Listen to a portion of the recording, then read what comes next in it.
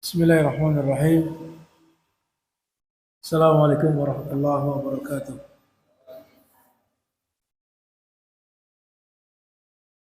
إن الحمد لله نحمده ونستعينه ونستغفره ونعوذ بالله من شرور أنفسنا ومن سيئات أعمالنا. من يهده الله فلا مضل له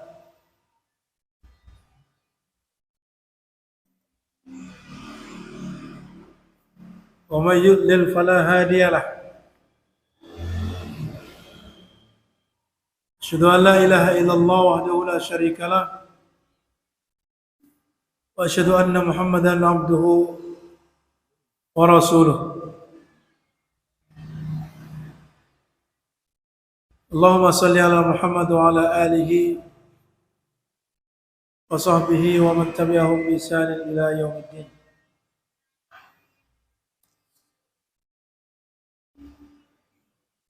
Amma ba'du, insyaallah kita lanjutkan kembali dalam pelajari hadis-hadis Nabi sallallahu alaihi wasallam yang ada di dalam kitab Al-Arba'in An-Nawawiyah ini. Ya, insyaallah kita akan mulai di hadis yang pertama. Hadis dari Amirul Mukminin Umar ibn Khattab radhiyallahu anhu. Silakan membaca.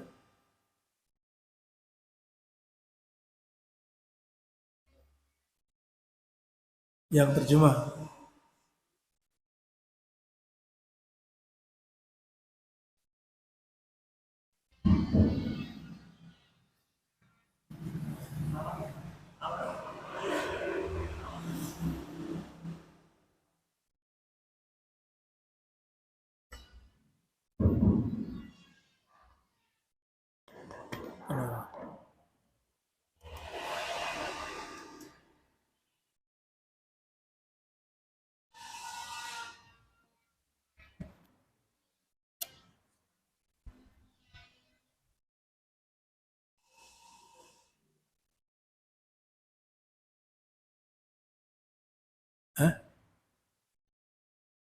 Tes. Cek.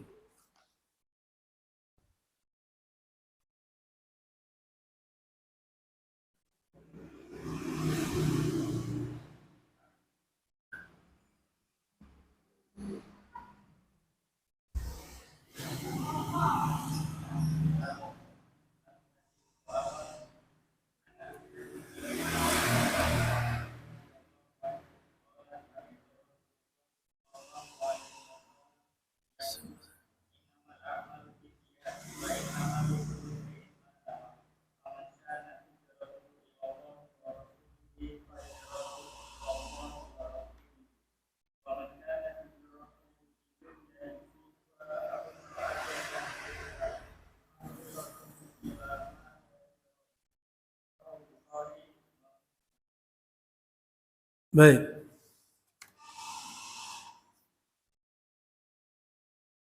Di dalam hadis yang pertama ini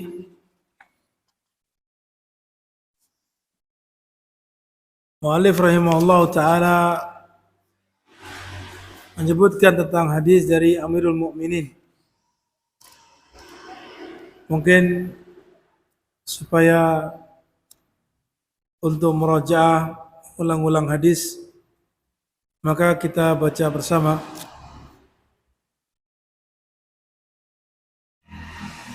Silakan diikuti. An Amiril Mukminin Abi Hafsin Umar bin Al-Khattabi radhiyallahu ta'ala anhu qala sami'tu Rasulullah sallallahu alaihi wasallam yaqulu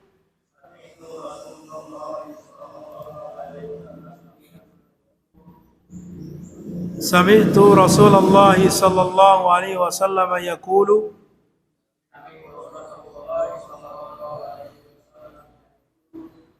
Innamal a'malu binniyat wa innama likulli imri'in ma nawa. Faman kanat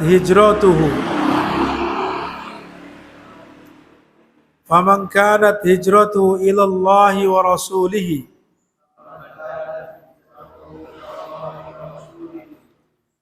fa hijratuhu ila Allah wa rasulihi wa man kanat hijratuhu lidunya yusibuha aw imra'atin yankihuha fahijratuhu ila ma hajara ilaihi. Di dalam kitab aslinya disebutkan nama panjangnya. Rawahu Imam al-Muhaddisin.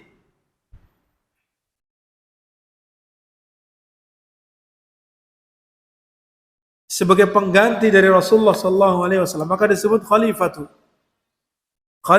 Rasul sallallahu alaihi wasallam.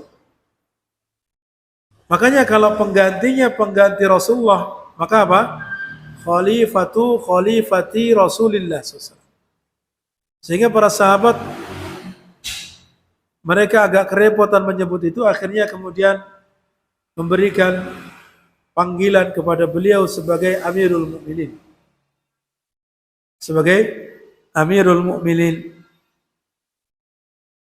Laqabnya adalah Al-Faruq. Sebagaimana Abu Bakar, beliau dilaqabi atau julukan As-Siddiq. Kana islamuhu nasran aziman lil muslimin. Bahwa keislaman beliau radhiyallahu anhu adalah merupakan bentuk pertolongan yang besar bagi kaum muslimin.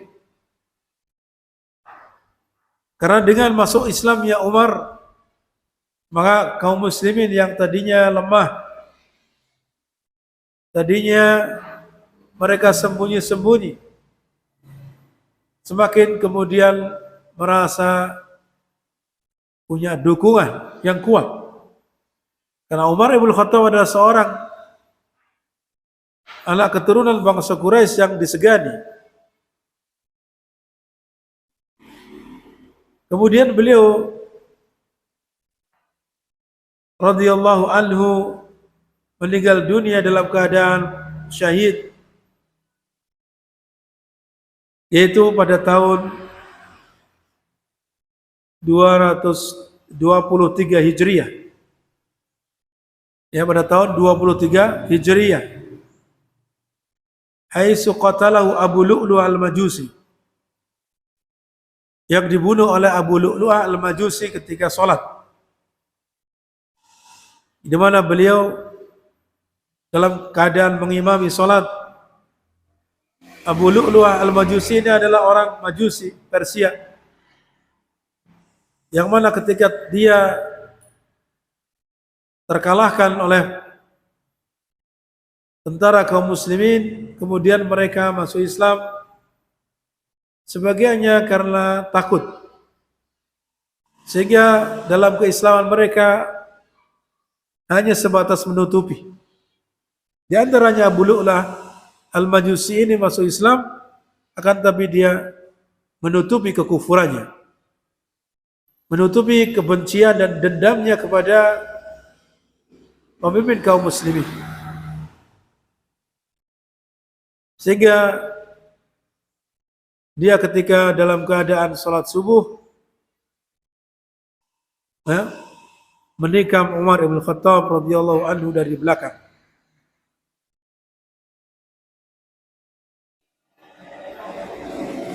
Kemudian yang berikutnya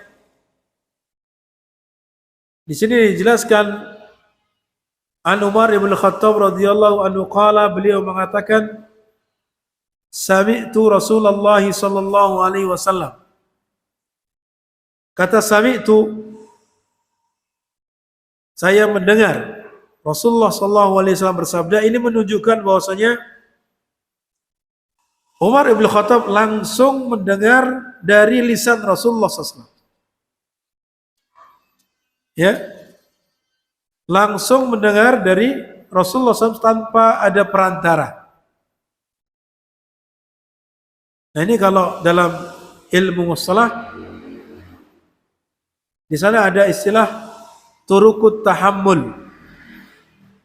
Turukut tahammul itu cara bagaimana mengambil hadis. Nah, cara mengambil hadis yang paling tinggi kedudukannya adalah ketika dia mendengar langsung dari gurunya, dari lisannya tanpa perantara. Itu as-sima' min lafzi syekh. Mendengar, ya, di sana ada disebutkan dalam Mustalahul Hadis, Taisir Mustalahul Hadis, karya Dr. Mahmud Tahan rahimahullah yang belum lama meninggal dunia. Di mana Pak? Beliau menyebutkan ada 8 turukut tahammul. Di antaranya yang pertama yang paling tinggi adalah yaitu dengan mendengar langsung. Nah, biasanya diungkapkan dengan kata-kata sami'tu, begitu. Sami'tu Rasulullah sallallahu alaihi wasallam. Saya mendengar Rasulullah sallallahu alaihi wasallam bersabda. Kalau yang seperti ini menunjukkan hadisnya betul-betul nyambung, betul-betul datang dari Rasulullah sallallahu alaihi wasallam. Akan tapi dalam hal ini yang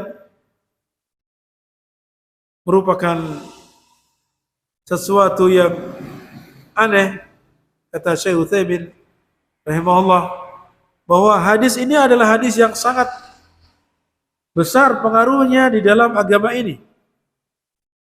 Bahkan hampir-hampir dikatakan separuhnya agama. Karena seluruh sisi cabang-cabang agama ini bermuara pada hadis ini. Akan tapi yang mendengarkan hanya satu saja. Yang datang dari Rasulullah SAW itu hanya satu. Yang mendengarkan langsung dari Rasulullah adalah hanya Umar saja, radhiyallahu anhu.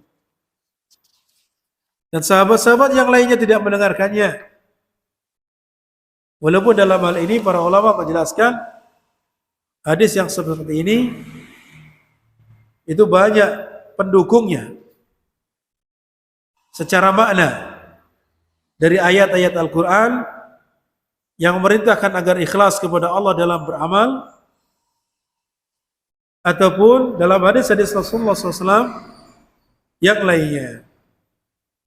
Ya, itu menunjukkan bahwasanya semuanya didasari oleh niat, yang tentunya niatnya adalah niat yang ikhlas, mengharapkan pahala dari Allah Subhanahu wa taala. Sami'tu Rasulullah SAW yaqul, beliau bersabda, innamal a'malu binniyat. Sesungguhnya amal-amal itu tergantung niatnya. Wa innamal likulli imri'in ma nawa. Dan hanyalah bagi setiap orang itu apa yang dia niatkan. Faman kanat hijratuhu ila Allah wa rasulihi, maka barang siapa yang hijrahnya kepada Allah dan Rasulnya, maka fahijratu ilallahi wa rasulih.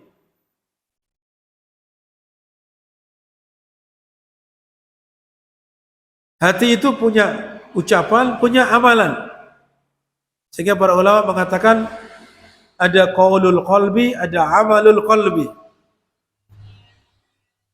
Ucapan hati, ada amalan hati. Adapun lisan, ada qaulul lisan, ada amalul lisan. Ada ucapan lisan dan amalan lisan.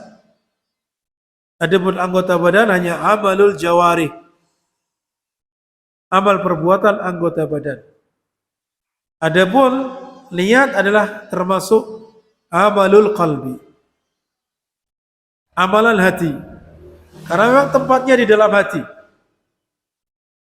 dan tidak ada hubungannya dengan anggota badan, sehingga tidak perlu melisankan atau melafadzkan niat.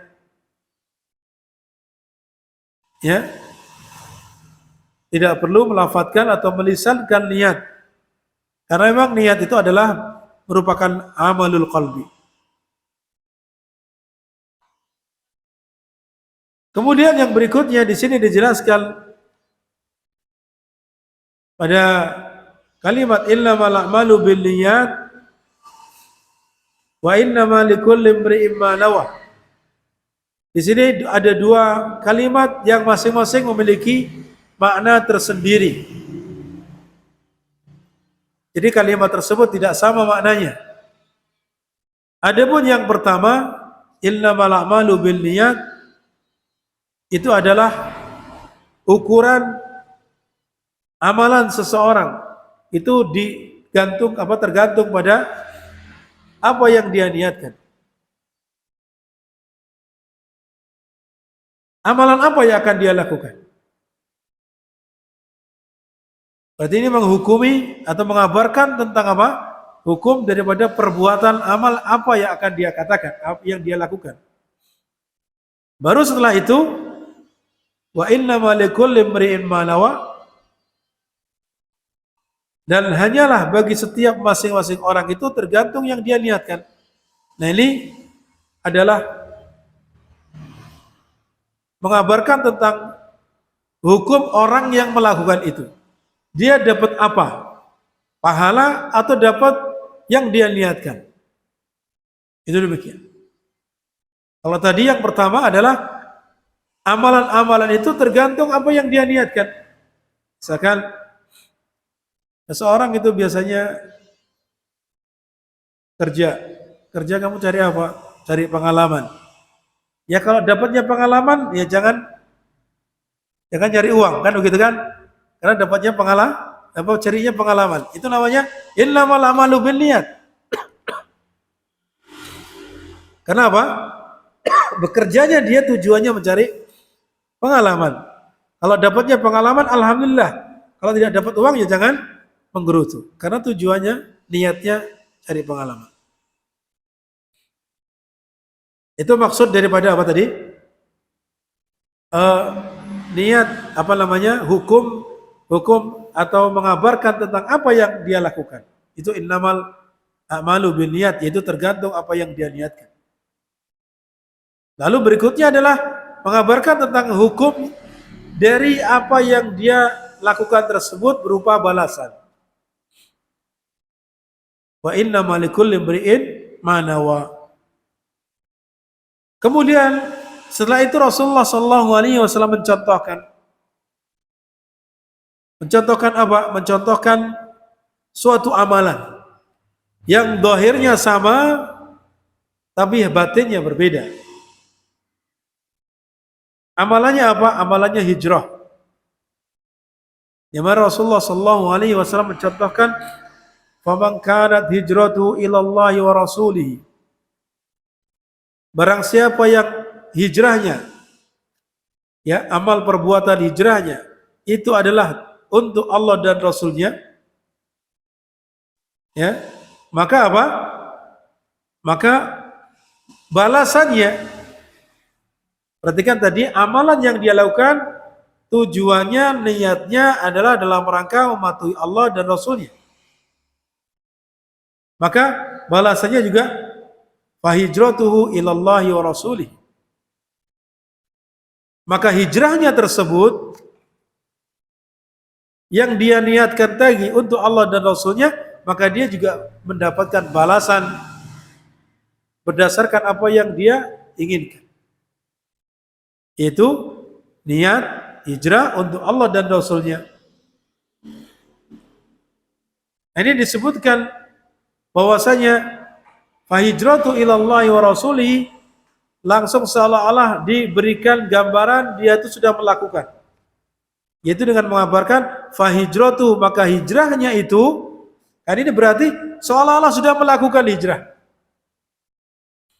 Maka hijrahnya tersebut adalah untuk Allah dan Rasulnya. Maksudnya ya sesuai tujuannya tadi, niatnya hijrahnya untuk Allah dan Rasulnya, maka balasannya juga balasan bagi orang yang niat hijrah untuk Allah dan Rasulnya. Kemudian yang kedua adalah orang yang hijrah tujuannya ada dunia. Wa man kanat hijratu lidunya yusibuha aw imra'atin yankihuha, maka barang siapa yang hijrahnya adalah tujuannya untuk dunia, maka dia akan yusibuha. Yusibuha di sini tidak sebagaimana diungkapkan pada contoh berikut sebelumnya, di mana Allah kabarkan fahijratuhu ilallahi wa rasuli. Ini dikatakan dengan fi'il mudhari, yusibuha. Dia akan mendapatkannya. Dan bisa jadi tidak. Bisa jadi tidak. Ya. Awim ra'atin yang kihuha, atau tujuannya untuk wanita yang akan dia nikahi. Maka apa? Fahijratuhu ila ma hajara ilaih. Maka hijrahnya tersebut sebagaimana apa? Tujuan dia melaksanakan hijrahnya. Berarti di sini secara zahir keduanya amalan tadi sama enggak? Antara orang yang hijrahnya untuk Allah dan Rasulnya, antara orang yang hijrahnya untuk dunia atau untuk menikahi wanita. Secara zahir sama. Sama-sama hijrah. Tapi beda batinnya, beda niatnya. Nah, itulah yang kemudian nanti balasan sesuai dengan apa yang dia niatkan tersebut. Balasan sesuai dengan apa yang dia niatkan tersebut. Walaupun apa? Walaupun amalannya sama. Walaupun amalannya sama. Kemudian disebutkan di sini faidah-faidah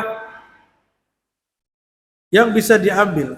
Sebelumnya hijrah itu kenapa disebutkan contoh hijrah di sini? Sebutkan contoh hijrah. Syekh Shalih Al-Utsaimin hafizahullah taala, beliau menjelaskan karena pada saat itu orang-orang awam, orang-orang Arab itu mereka itu sangat cinta negerinya. Cinta dengan kampungnya. Sehingga untuk pindah itu sangat berat.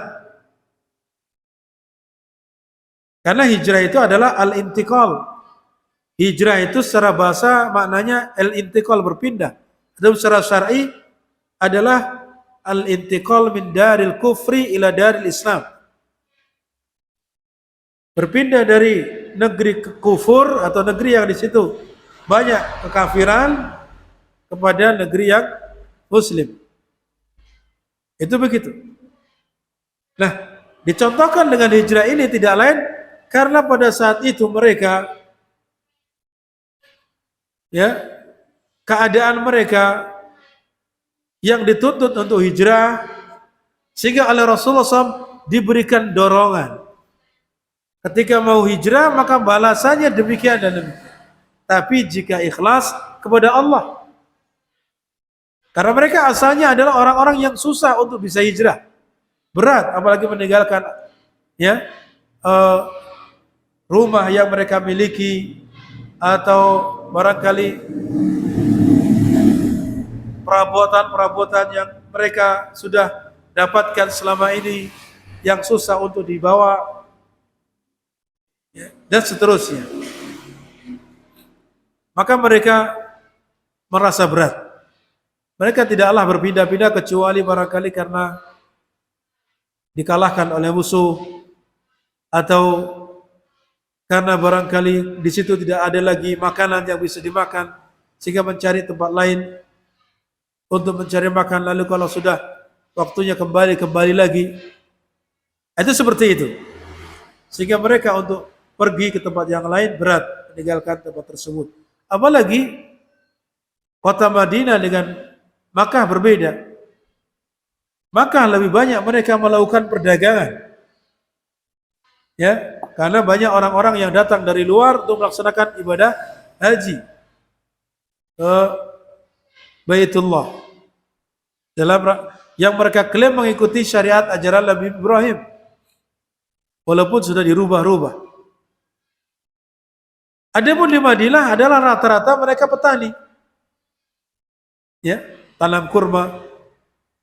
Mereka lebih banyak kepada ke pertanian. Oleh karena itu mereka nanti akan berubah, beradaptasi di sana menjadi tidak seperti yang dilakukan ketika di Makkah, lebih banyak kepada berdagang.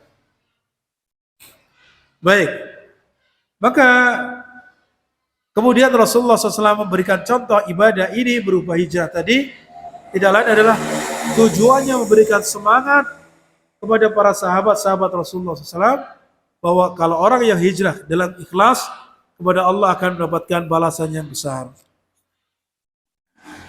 Kemudian di antara faidah-faidah yang bisa kita ambil dari hadis tersebut yang disebutkan di sini adalah yang pertama, Allah Ta'ala la yaqbalul amala illa idza kana khalisan liwajhil karim.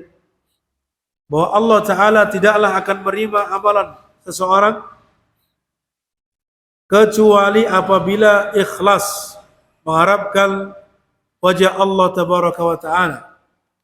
Ya, ikhlas karena memang sebagaimana yang sudah kita sebutkan tadi bahwa hadis ini adalah merupakan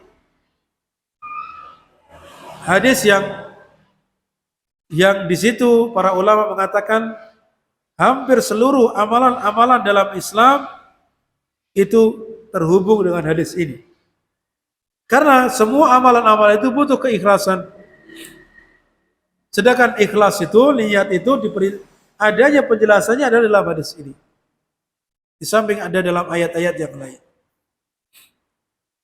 Sungguhnya Allah tidaklah akan menerima suatu amalan kecuali ikhlas mengharapkan wajah Allah Tabaraka wa Ta'ala. Kemudian yang kedua adalah ikhlasul amali lillahi ma'nahu. Mengikhlaskan amalan kepada Allah itu maknanya apa? Maknanya adalah ayya'malal muslimu al-amala. Seorang muslim melakukan suatu amalan yabtaghi bidzalika, yang dia dengan amalan tersebut mengharapkan wajah Allah. Wala yatlubu sana'an nasi, dia tidak mengharap pujian dari manusia. Au madhihim, atau madahahum, atau ya pujian, sama pujian juga. Tidak mengharapkan pujian dari manusia dalam amalan-amalan mereka. Itu namanya ikhlas. Tidak mengharapkan pamrih duniawi.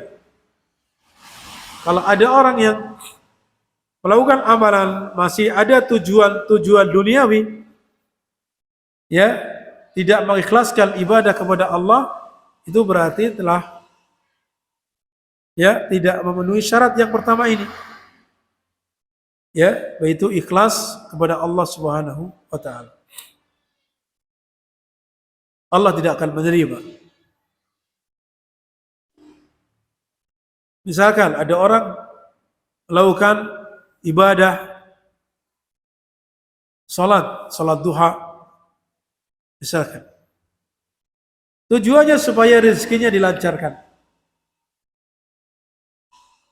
Ini kira-kira niatnya mengharap wajah Allah atau mengharap duniawi? Mengharap wajah Allah atau mengharap duniawi? Mengharap duniawi. Dia salat tujuannya supaya dilancarkan rezekinya. Maka orang yang seperti ini dikhawatirkan nanti bosan. Karena tidak ikhlas kepada Allah. Ketika rezekinya tidak lancar, dia sudah setahun berjalan misalkan, salat duha setiap hari, lalu dia merasakan kok rezeki saya begini-begini saja, bahkan semakin banyak musibah. Ini berarti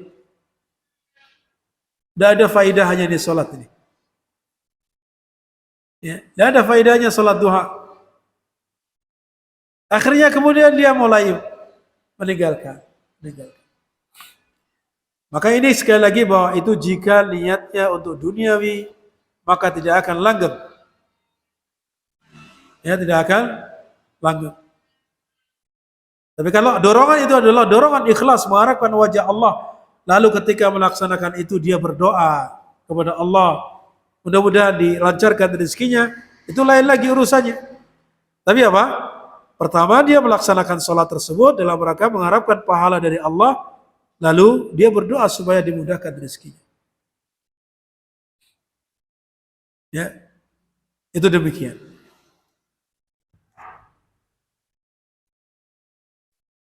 Yang selanjutnya adalah an-niyatus salihatu la tuhsinul amala al-qabih. Bahwa niat yang baik itu tidak menjadikan amalan buruk menjadi baik. Paham maksudnya? Orang banyak mengatakan bahwasanya ketika dia mencuri untuk disedekahkan. Mencuri untuk sedekahkan. Mencuri amalan buruk atau tidak? Amalan buruk. Oh, saya kan niatnya ikhlas untuk disedekahkan. Maka ini tidak menjadikan amalan buruk tersebut menjadi baik. Orang yang melakukan amalan bid'ah,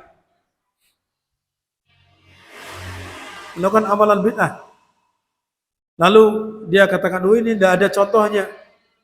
Tidak pernah Nabi SAW mengajarkan puasa seperti ini atau sholat seperti ini. Bukan, yang penting ikhlas. Yang penting ikhlas. Apakah ini bisa diterima? Tidak bisa diterima. Kenapa? Karena amalan buruk tidak bisa menjadi baik walaupun ikhlas. Walaupun ikhlas. Itu maksud tadi apa? Niat yang baik itu tidak menjadikan amalan buruk itu menjadi baik. Karena amalan itu akan diterima, itu tidak lain adalah memenuhi dua syarat. Yang pertama adalah ikhlas kepada Allah Subhanahu wa taala, dan yang kedua adalah mengharapkan pahala dari Allah. Yang kedua adalah mengikuti petunjuk Rasulullah sallallahu alaihi wasallam. Sebagaimana itu juga dijelaskan bahwa tadi kita katakan hadis ini adalah hadis yang oleh para ulama dikatakan sebagai madarul Islam, di mana Islam itu berkisar pada dua hadis. Hadis ini adalah kaitannya dengan batin, kemudian kaitannya dengan zahir. Yang kedua adalah hadis Nabi SAW, man amila amalan laisa alaihi amruna fahuwa raddun. Ya, madarul Islam, artinya Islam itu adalah berputar, berporos pada dua hadis ini. Amalan-amalannya. Yang pertama adalah hadis Umar ibn Khattab kaitannya dengan niat. Ini adalah cerminan amalan batin. Standar amalan batin harus ikhlas. Kemudian yang kedua adalah secara zahir, yaitu hadis Aisyah radhiyallahu anha yang nanti akan disebutkan di dalam hadis yang kelima insyaallah dalam kitab Al-Arba'in An-Nawawiyah, yaitu man amila amalan laisa alaihi amruna fahuwa raddun. Barang siapa yang melakukan suatu amalan yang tidak ada perintahnya dari kami, maka itu tertolak. Ini zahir, tidak ada perintah, berarti harus mengikuti petunjuk Nabi.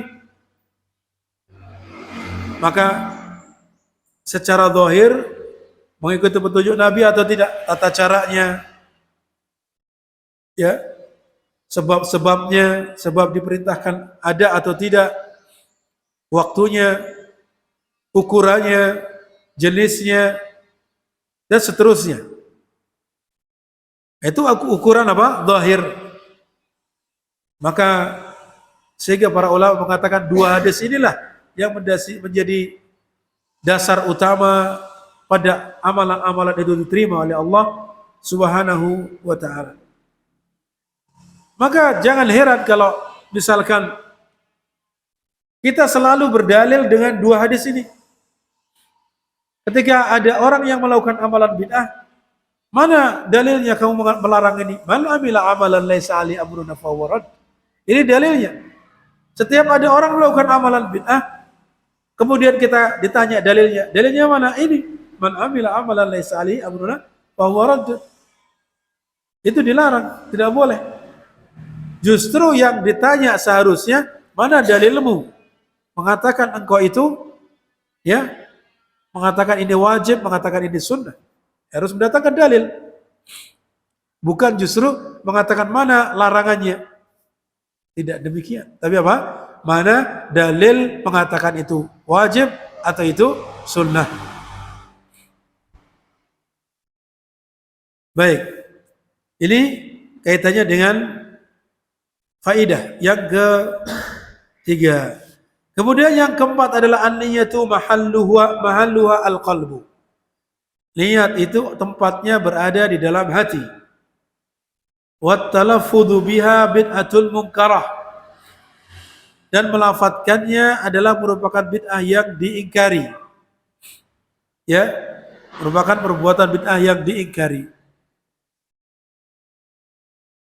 Sebagian ada yang berdalihkan kalau haji, kalau ihram itu mengucapkan talbiyah, labbaik Allahumma labbaik. Itu kan berarti niat.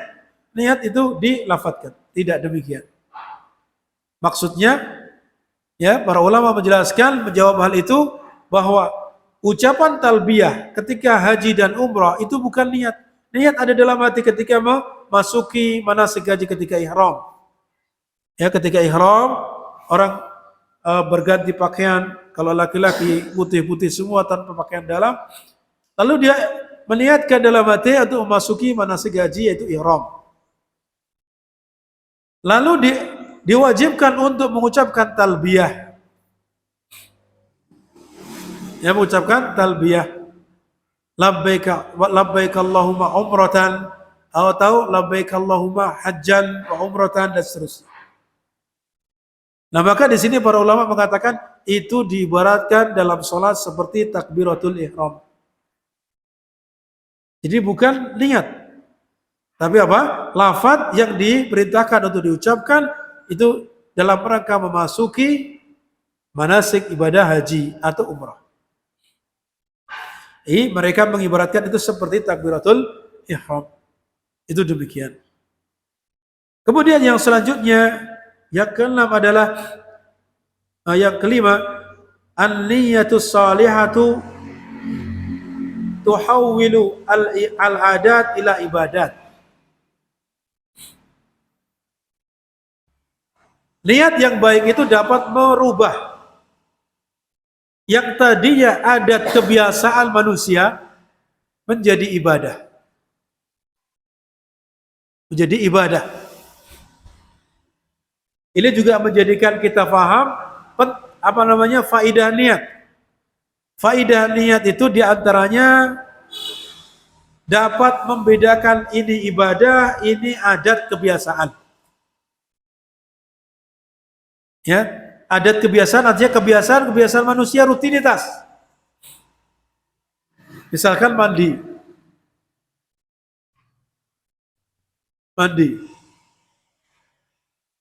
Kita rutin setiap hari mandi, ya kan? Rutin setiap hari mandi.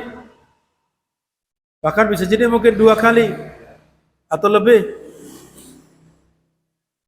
Rutin. Apakah itu bernilai ibadah? Tergantung niatnya. Kalau niat dalam rangka membersihkan diri, ya, maka ibadah dapat nilai ibadah. Maka di sana ada ibadah berupa mandi. Ada mandi wajib, yaitu mandi dari hadas besar. Ada mandi dari junub atau haid, ya. Itu termasuk mandi yang ibadah. Untuk membedakan keduanya bagaimana? Ini mungkin sama, mengguyurkan air ke seluruh badan. Ada dua orang misalkan, sama-sama junub. Satu mandi, selesai semuanya dibersihkan pakai sabun, sampo dan seterusnya, bahkan digosok sampai bersih kepada keseluruhan. Keluar. Ditanya, kamu tadi niat atau tidak? Tidak. Maka dia bersih tapi tidak suci dari hadas besar. Bersih tapi tidak suci dari hadas besar. Karena tidak pakai niat. Ya, niat mandi wajib tadi atau menghilangkan hadas besar dalam rangka supaya dia bisa melakukan ibadah. Adapun yang kedua, ketika masuk dia mengawali dengan niat, kemudian mandi sebagaimana mandi orang yang pertama tadi, seluruh badan bersih, ya, maka ketika keluar dia sudah bersih dan suci. Ini bedanya antara apa? Satu itu mandi kebiasaan, adat biasaan dia, rutinitas, dan satu itu ternilai sebagai ibadah. Ini fungsi niat yang baik. Juga akan menjadikan amalan biasa, rutinitas biasa akan bernilai pahala. Misal, seseorang diperintahkan untuk mengajak istrinya, anaknya ke tempat-tempat rihlah atau tidak? Ada ayat atau hadis yang di situ menunjukkan bawalah istri dan anakmu ke tempat-tempat rihlah? Ada? Tidak ada. Maka ini ibadah atau bukan? Bukan. Berarti rutinitas biasa. Mengajak istri dan anak jalan-jalan.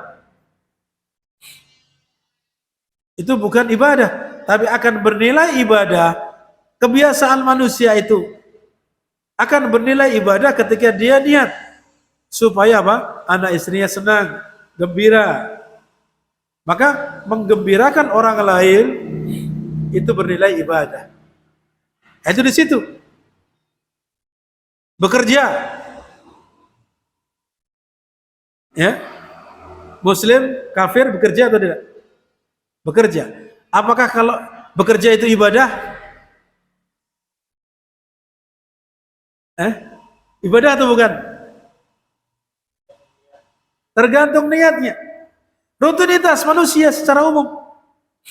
Kenapa buktinya? Muslim bekerja, orang kafir juga bekerja cari nafkah. Nah, sekarang dia niatnya apa? Bekerja itu tujuannya untuk mencukupi kewajiban, yaitu memberikan nafkah anak istri, ya, sehingga dia dapat nilai ibadah atau tidak. Maka ini tergantung niatnya. Maka tadi apa? Niat yang baik bisa merubah amalan rutinitas menjadi ibadah. Amalan rutinitas menjadi ibadah. Tidur, ini rutinitas manusia, bahkan hewan juga tidur.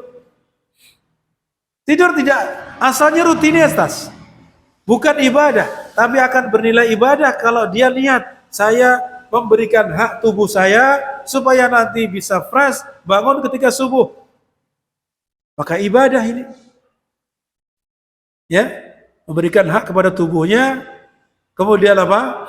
Nanti dia supaya bisa ibadah, melakukan salat subuh tepat pada waktunya atau di awal waktunya bersama jamaah dan seterusnya. Nah, ini namanya apa? Berubah amalan yang tadinya sifatnya hanya rutinitas menjadi bernilai ibadah. Fungsi niat yang lainnya adalah bahwa membedakan antara amalan ini wajib ataupun sunnah.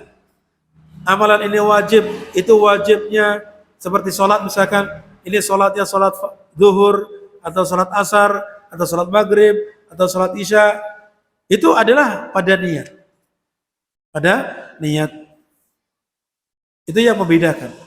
Ini sholat wajib, ini sholat sunnah. Ini puasa wajib, puasa sunnah. Itu semuanya yang membedakan adalah niat. Kemudian yang berikutnya, ar-riya'u yubtilul amal salih. Bahwa riya itu dapat membatalkan amalan saleh.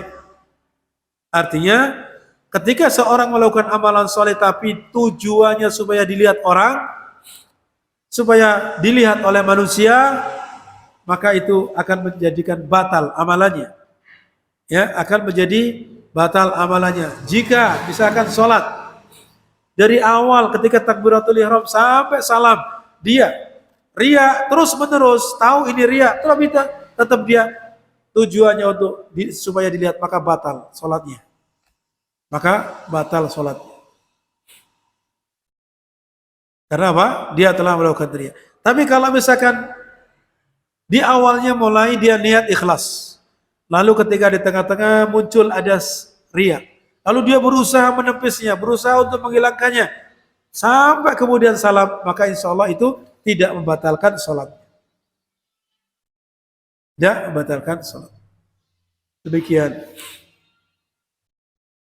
Kemudian yang berikutnya, alal abdi alla yatrukal amal salih khaufan minar riya. Walaupun begitu, ketika riya dapat membatalkan amalan, tapi bukan berarti wah saya nanti khawatir riya, saya tidak maulah sholat berjamaah. Tidak demikian. Sholat berjamaah, ya, menurut pendapat yang paling kuat adalah wajib. Maka apa? Maka jangan kemudian itu dikalahkan oleh kekhawatiran dan teriak. Kewajiban tetap dilaksanakan, kewajiban. Adapun nanti di situ muncul riya atau tidak, maka kita berusaha seikhlas mungkin menjauhi sifat riya itu. Maka di sini apa? Alal abi alla yatrukal amal salih. Hendaknya seorang hamba itu tidak meninggalkan amal saleh karena khawatir terjangkit riya. Bal alaihi ayyamalahu. Bahkan dia hendaknya melakukan itu. Melakukan apa? Amal saleh tersebut. Wa yujahidu nafsahu fi ikhlasi. Lalu dia bersungguh-sungguh di dalam hatinya untuk ikhlas melaksanakan amalan tadi. Ini di antara faidah-faidah dari hadis tersebut. Kemudian yang selanjutnya adalah saya ingin bacakan dari apa yang disebutkan di sini, perkataan-perkataan para salaf. Bil aqwali salaf, qala al-Fudail ibn Ziyad rahimahullah. Fadl ibn Ziyad rahimahullah mengatakan, sa'altu Abu Abdullah ya'ni Ahmad. Saya bertanya kepada Abu Abdullah, maksudnya Imam Ahmad, anin niyyati fil amal, tentang niat dalam beramal. Maka qultu, saya bertanya kepadanya, kaifa niyyah, bagaimana niat itu? Maka qala, beliau menjawab, yu'aliju nafsahu idza arada amalan la yuridu bihin nas. Hendaknya dia mengobati dirinya apabila dia ingin melakukan amalan, jangan sampai yang dia inginkan adalah tujuannya manusia. Itu niatnya ikhlas. Jangan sampai apa? Ada muncul dalam dirinya keinginan untuk ujian, keinginan untuk supaya dilihat oleh manusia, dan seterusnya. Kemudian qala Zaid Asy-Syami rahimahullah.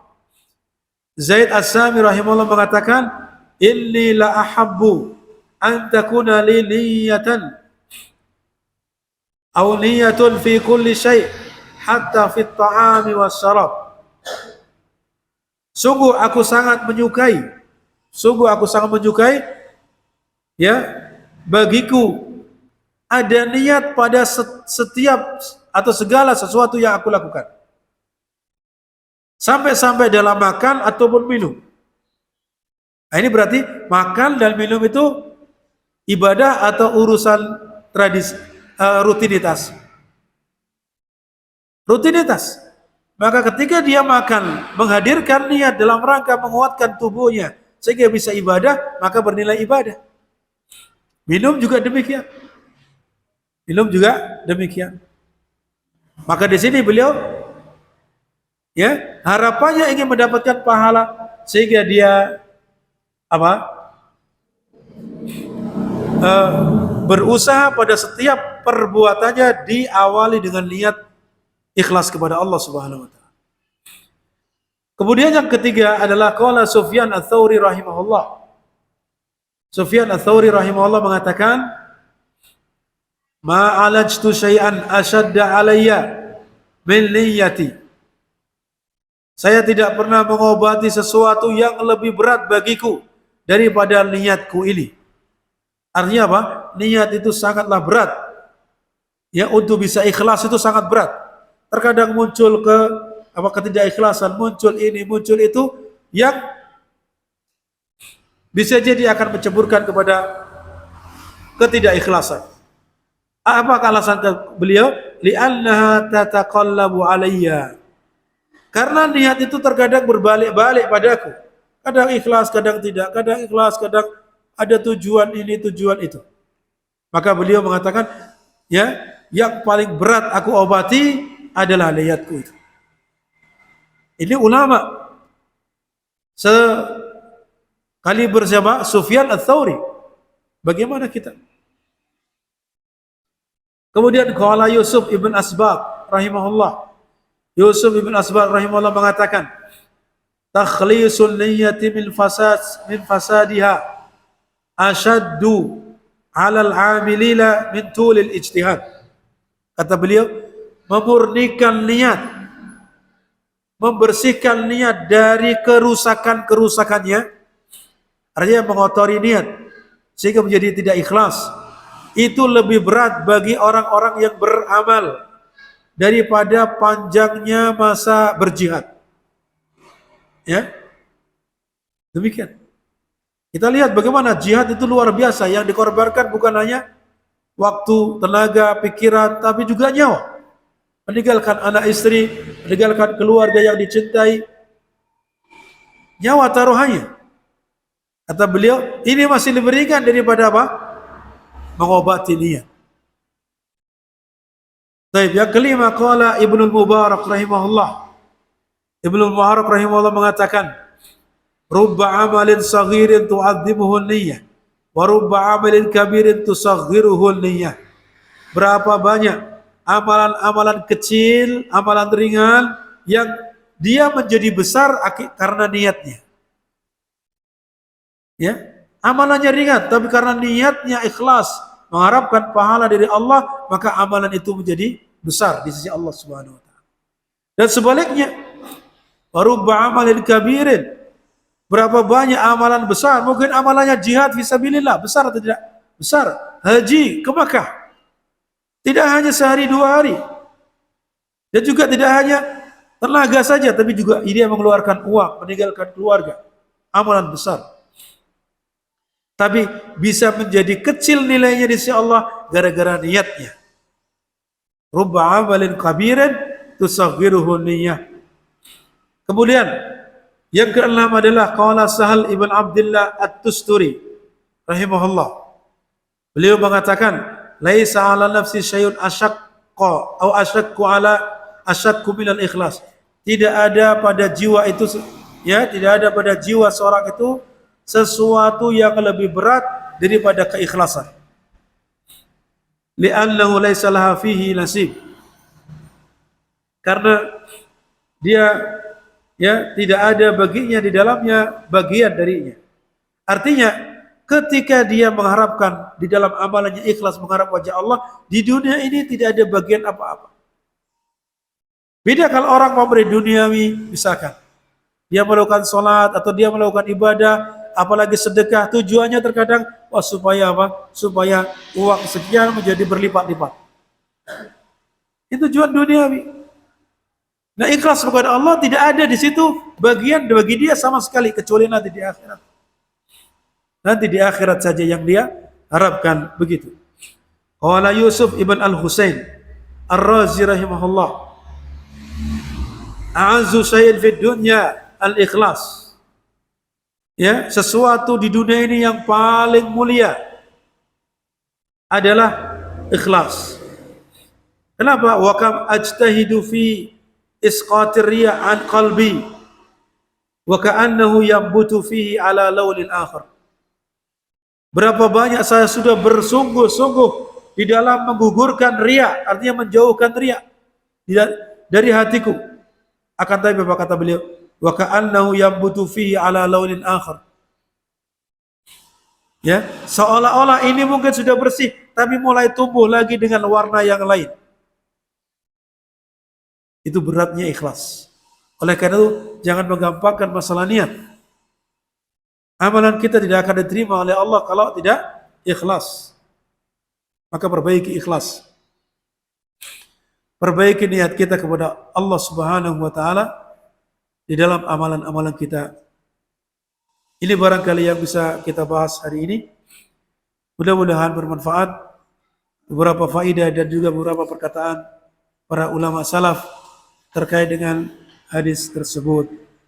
Demikian, sallallahu alaihi Muhammad wa ala alihi wa sahbihi ajmain. Assalamualaikum warahmatullahi wabarakatuh.